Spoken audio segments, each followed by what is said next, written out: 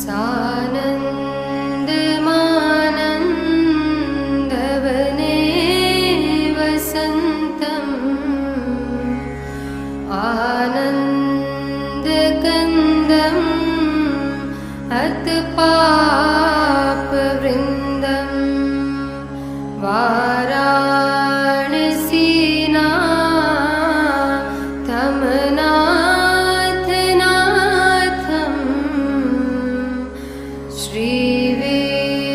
श्रीविश्वनाथं शरणं प्रपद्ये श्रीविश्वनाथं शरणं प्रपद्ये। कलियुगे कलियुगस्य प्रथम चरणे जम्बुद्वीपे भूर्लोके भरतखण्डे भारत